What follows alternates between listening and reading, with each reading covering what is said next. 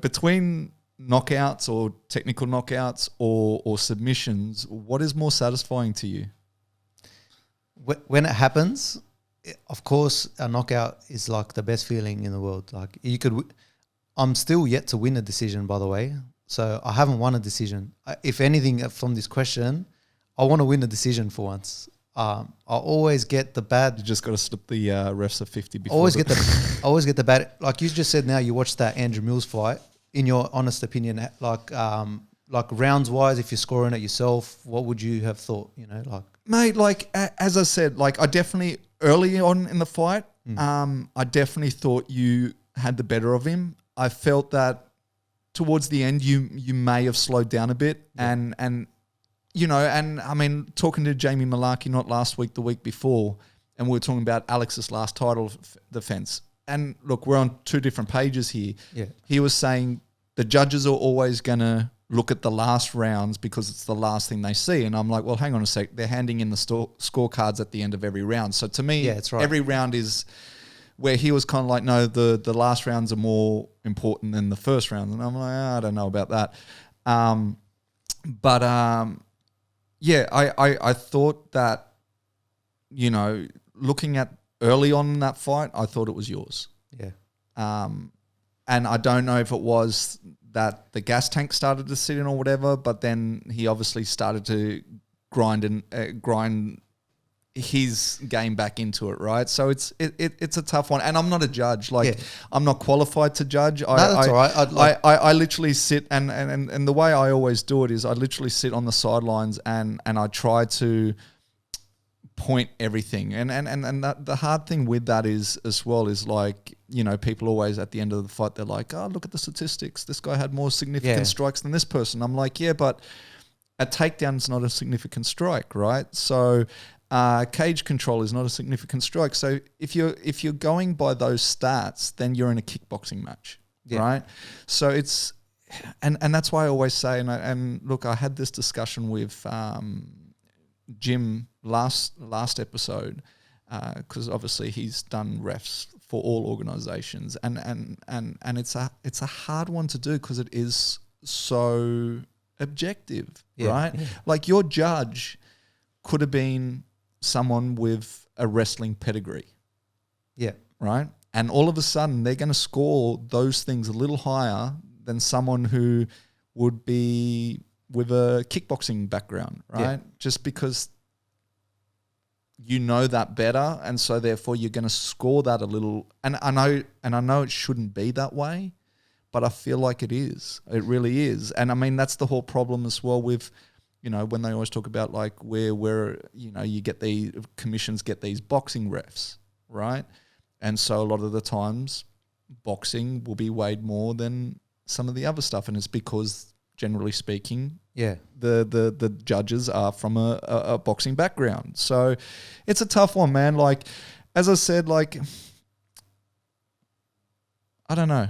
I would have probably edged it towards you. Oh, really? Oh, no, look, I would have edged it towards you, and only in the sense that when you were getting the better of him, I thought you did more damage. Yeah. Right. So if I was going to do the coin flip there, it would be on that. It would be like, listen, you had your moments, he had his moments. Yeah. So we're equal, but I felt like your moments were a little more damaging. Yeah. If that makes sense. No, I get what you're saying. I'm not even after if you thought I won or lost. Did you think I got a couple rounds? Because when it came to the judges' scorecards, is because I want to tell you about the judges' scorecards. One of the judges gave him 4 rounds and 1 round draw. So I didn't win a round on a judges' scorecards. Yeah, but you're always going to get that, and I will once again I'll say that as well is no, you definitely got rounds. Yeah, you definitely got rounds in, but and this is the thing, once again, going back to each round being its own little thing, right? And I forgot who I had the conversation with before, but the you could have a, say in a title fight, you could have a 45-50 and it could be a razor close fight, right? and you could have a 48-47 and there were blowouts. Yeah. You know what I mean? Like that end score, I think, and that's why I sometimes see people like they'll go, 46-49 and people be like, oh, he got robbed, like, outcry this and that. And just because the score is so far apart doesn't actually mean that the fight was a blowout. It just means that every round was razor thin. Yeah.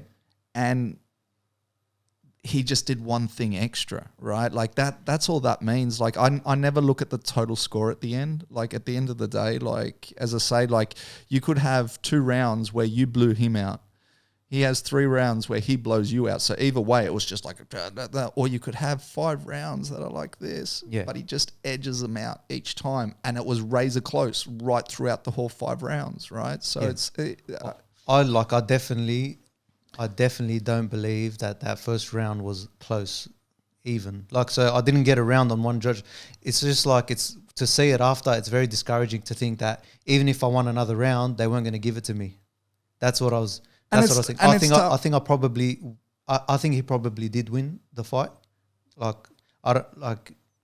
It is a coin flip and whatever. Once again, it depends. Like I thought when it went to the ground, he did have you down for a while. So once again, it depends how much weight you give on that. So it once again, what are we judging on? It's objective, right? Like, it is, and then it's like, are you one of those people that to beat the champ, you know? Yeah, you know what I mean. I had that sort of fight as well with Matt Vale. That was another hard fight, and it did go to split decision.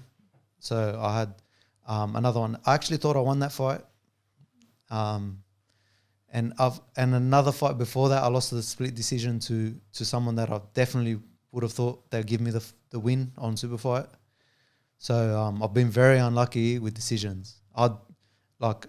Every time it comes to a decision, I'm like, man, fuck, I'm not going to win this. And that's why they say don't leave it in the hands of the judges. That's right. And that's why I try never to. Like 8 wins, 8 finishes.